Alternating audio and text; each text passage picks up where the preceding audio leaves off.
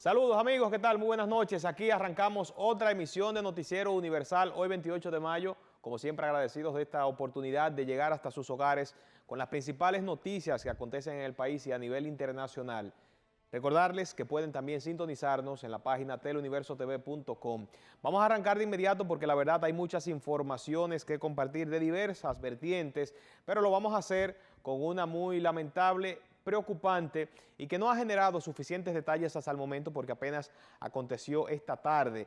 Varias personas resultaron heridas, momentos en que supuestamente un individuo prendió fuego a una fritura en una de las esquinas de la avenida Tamboril, en el distrito municipal de Santiago Oeste. La mujer señalada como la iniciadora de un conflicto que generó esta situación ha sido identificada solo como Porfiria. Como dijimos, los detalles sobre lo que pasó han sido escasos. La defensa civil, bomberos todavía no han compartido los detalles sobre esta situación, pero lo cierto es que varios vendedores se reportaron como heridos producto de este incendio. Un incendio repentino, al parecer, había una riña. Hay otros ángulos de otros videos captados y subidos a las redes sociales que muestran el momento exacto de esa especie de explosión, una llamarada repentina y abrasiva totalmente. Y ahí ven entonces parte de las imágenes del preocupante momento que se vivió. Se pudo sofocar el incendio no mucho tiempo después, pero lo cierto que el daño fue considerable, como dijimos, por la magnitud y la prontitud con la que se generó. Vamos a volver ahora sobre el tema del Consejo Estratégico de Santiago. Mañana es jueves 29 y son las elecciones para escoger al nuevo presidente de este órgano que tiene que ver justamente con la planificación de los proyectos en la provincia y el municipio de Santiago. Hoy Sandy Filpo, quien encabeza una de las planchas por la presidencia, denunció que se quiere violentar un acuerdo al que arribaron mediante el gobierno central en el Palacio Nacional con el señor Ricardo Fonder, quien está compitiendo para seguir en la posición. Los dos candidatos en aras de la unidad y que un tercero fuera en consenso de ambas partes, fuera el que ocupara la presidencia. Y las diferentes organizaciones, los diferentes cargos, pues se formaran con miembros de las diferentes planchas. Para eso había que posponer las elecciones porque no va a dar tiempo en un día ponernos de acuerdo con los nombres y con una... porque entonces no es consenso. Si lo que se quiere es imponernos, no hay consenso. Entonces, por un asunto de tiempo, vamos a ayudar un poquito a la explicación de Sandy. Lo que él dice es, fuimos a Palacio, muy probablemente ayer, martes, acordamos incluso con el propio presidente Luis Abinader que ni Ricardo ni yo, entiéndase Sandy, iría un tercero como consecuencia del consenso, pero ciertamente eso implicaría que habría que postergar las elecciones porque no es solamente llevar un candidato a la presidencia del CEDES, sino que habría entonces una repartición entre el acuerdo de las diferentes posiciones del CEDES entre los diferentes miembros de las dos planchas y eso, para llegar a un acuerdo, pues es lógico que ameritaría mucho más tiempo, ¿verdad? O sea, solamente considerando que tendríamos el día de hoy para hacer esa distribución, si es como uno, ¿verdad?, lo ha entendido. Y lo cierto es que esa es la situación, por lo que es muy probable que se anuncie mañana, en horas de la mañana, una postergación o un aplazamiento de la convocatoria a la asamblea para escoger a las nuevas autoridades del CEDES o entonces ir a un escenario de enfrentamiento conflictivo como ha sido en las últimas semanas entre la plancha que encabeza Sandy Filpo y el señor Ricardo Fonder, actual presidente y quien busca seguir al frente de este organismo. La Comisión Ejecutiva del Consejo Económico y Social se reunió por primera vez este miércoles con los representantes del gobierno, así como de los expresidentes Danilo Medina y Leonel Fernández, para tratar el tema de la crisis de Haití y sus implicaciones para el país. Por el exmandatario Hipólito Mejía, no es de sorprender, pues no acudió nadie a la reunión, nadie a representarles, queremos decir, y en representación del gobierno, pues asistió José Ignacio Paliza, ministro de la Presidencia, quien dijo que se espera comenzar los trabajos del CES el próximo martes 3 de junio. Mientras llegan soluciones más contundentes, pues vamos a pasar con el ministro de Defensa, que está haciendo lo que se puede por el momento en la zona fronteriza. El teniente general Carlos Antonio Fernández Onofre estuvo visitando este miércoles la zona de Dajabón como parte de su agenda de supervisión en esta parte de la frontera y visitó pues diversos puntos a lo largo de este tramo. Allí fue recibido por miembros del Ejército y del Cuerpo Especializado en Seguridad Fronteriza Terrestre en las instalaciones de la Fortaleza Beler, sede del 10º Batallón de Infantería del Ejército. Las bandas están estacionadas en los puntos donde están. Ustedes saben dónde están las bandas, en Puerto Príncipe y los demás puntos donde están. No se están acercando a la frontera. Están estacionadas en esos puntos y ustedes saben la dinámica de que ellos están haciendo de aquel lado. No ofrecen ningún peligro para la zona fronteriza. La familia dominicana que vive en la zona fronteriza está tranquila. Aquí no tenemos ningún tipo de contratiempo. Y la Fuerza Armada estamos listas y prestos para defender nuestra soberanía. Usted lo acaba de decir, en los últimos días, lamentablemente algunos miembros del Ejército, un caso de un... Y dando seguimiento a la situación de un secuestro a una mujer ayer martes en el sector Herrera de Santo Domingo Oeste, pues se informó que ya fue rescatada sana y salva tras haber sido secuestrada por 4 individuos en Buenos Aires de este reconocido sector de Herrera. Esta acción dejó a 2 de los captores muertos, de acuerdo a lo que informó la Policía Nacional. En el informe preliminar se señala que la víctima de 47 años fue raptada por los nombrados Jesús Emanuel Báez, que murió en este hecho en el enfrentamiento con la policía, de 27 años, Wally Daniel Adames también murió, este de 25, y fueron apresados Rubén Darío Rodríguez Báez, así como Rubén Campo, quien está en condición prófuga. Que los captores estaban exigiendo un rescate de 3 millones de pesos. Nuestros agentes de las distintas áreas investigativas, de inteligencia y preventiva dieron seguimiento a este caso bajo estricto seguimiento también y coordinación del Ministerio Público. Y miren aquí, Rubén Darío Rodríguez Campo, apodado El Patrón, y supuestamente su compañera sentimental, Mari Ramírez Figuereo, apodado La Doña, en medio de... Sí, se ha manejado, por lo menos nosotros hemos manejado con mucha discreción porque esto es un tema peligroso, ¿verdad? Por lo general aquí hay estructuras que van más allá de los apresados y los muertos. Se ha manejado con mucha discreción el nombre de la persona que resultó víctima en este secuestro, pero sí se ha dicho que una ex empleada estaría relacionada o está relacionada con este rapto. Esta señora sí es esposa de un destacado empresario en esta zona de Herrera.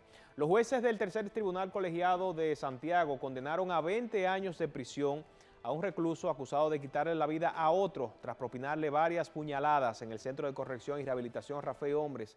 El imputado es Anderson García Esteves, quien fue declarado culpable por la muerte de Gerardo Luis Reyes en dicho recinto, donde cumplía una condena de 20 años junto al hoyo Oxiso. O sea, tiene 20 más entonces.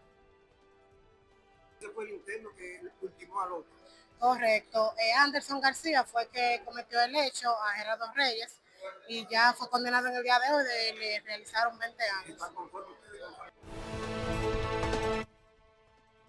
Bueno, complicada la situación para ese amigo. Si tenía 20, entonces ahora tiene 40, ¿verdad? Considerando el cúmulo de ambas penas, dependiendo, claro que sí, cuántos había cumplido ya de la primera pena, de acuerdo a lo que se ha indicado. Vamos a hacer una primera pausa y al regreso más noticias.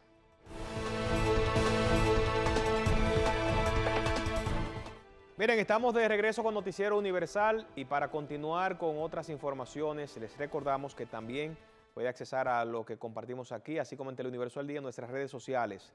Noticias Teleuniverso, usted nos busca así en Instagram, en Facebook y demás, como Noticias Teleuniverso, para poder ver cada información compartida en nuestras emisiones. El presidente Luis Abinader asistió al acto de celebración de 55.000 soluciones habitacionales de la ONG Hábitat para la Humanidad. Allí, el mandatario indicó que la República Dominicana necesitaría unos 65 millones de dólares para así eliminar los pisos de tierra en los hogares más pobres del país. Objetivo tan noble, tan necesario, donde realmente se le agrega, como se vio aquí en los videos, una enorme calidad de vida a cada una de esas viviendas.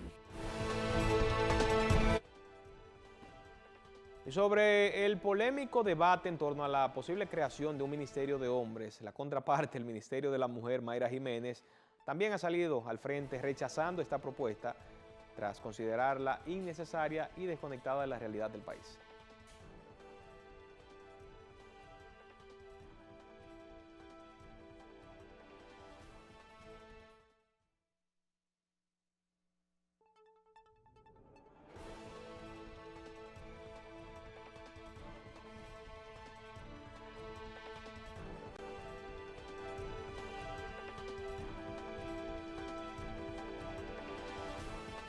Apresaron en el día de ayer a 2 ciudadanos haitianos identificados como Pasilien Bisamac, alias El Coyote, y la fémina Isroc Remuchel, residentes ambos en Santo Domingo Oeste, a quienes están siendo acusados de supuesto secuestro a 2 menores de edad y extorsión a su madre también de la misma nacionalidad.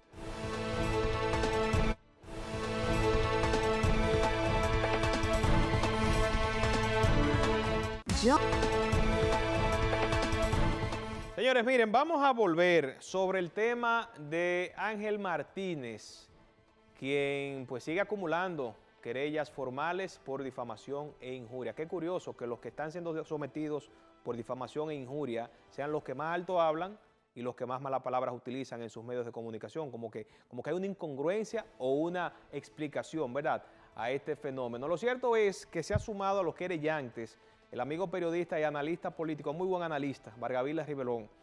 Él ha presentado este miércoles una querella formal por difamación e injuria contra el señor Ángel Martínez, que recordamos fue apresado al llegar al país el pasado lunes por Puerto Plata, y cuando se iba de retirada entonces los organismos del Estado lo apresaron. Vargavila dice que con las declaraciones, al parecer, también lo vinculó al sector del narcotráfico. Muy alegremente, él vincula, aquí todo el mundo vende droga para Ángel Martínez. Entonces, naturalmente, Vargavila dice que esto ha afectado su honor, su dignidad y su integridad moral. Nosotros hemos venido aquí en el día de hoy a defender nuestro nombre, nuestro honor, nuestra buena imagen ante el país y el mundo que nos ha costado tanto sacrificio. Más de una década que tenemos en los medios de comunicación, nunca nos han demandado, nunca hemos tenido órdenes de arresto por difamación ni por ningún hecho que atente contra la moral o contra la dignidad de las personas.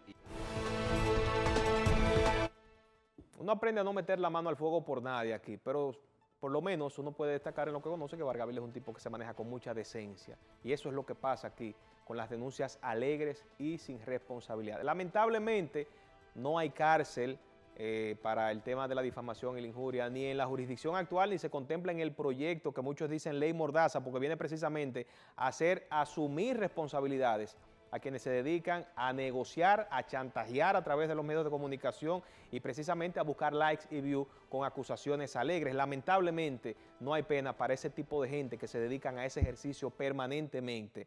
La gravedad más alta o más elevada podría estar entonces en la suspensión de 90 días, de acuerdo al proyecto, del medio o el espacio en que se difunda una información injuriosa.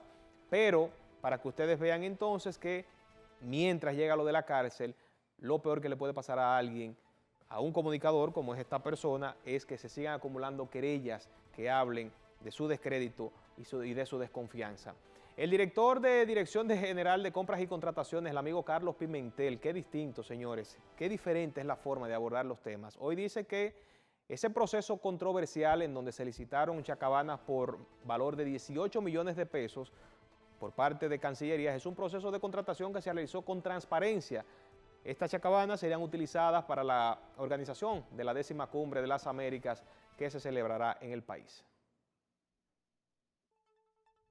Mira, nosotros vimos el proceso, es un proceso de contratación y sobre la base de la descentralización operativa del sistema, cada entidad tiene la facultad de adquirir los bienes o servicios o contratar las obras. El país está de cara a organizar un evento importante como es la Cumbre de las Américas y ese proceso no tiene hasta este momento ningún incumplimiento a la Ley 340, lo que quiere decir que el mismo se encuentra sobre la base de la legalidad, el mismo es un proceso transparente, por eso estamos hablando de él en el día de hoy, un proceso participativo y un proceso en el cual habrá competencia y habrá una adjudicación. Ahora imagínense a ese mismo Carlos Pimentel refiriéndose a un tema como este, pero en el año 2019 o 2018, para que ustedes vean entonces la diferencia en las actitudes. Y posiblemente sí es legal este proceso de licitación, pero uno se pregunta, para irnos a la pausa y cogerlo suave, ¿qué necesidad hay de comprarle chacabanas a los invitados? ¿No tienen ropa? ¿Vienen desvestidos? Es la pregunta sobre todo lo que hay aquí. Vamos a la pausa y volvemos en breve.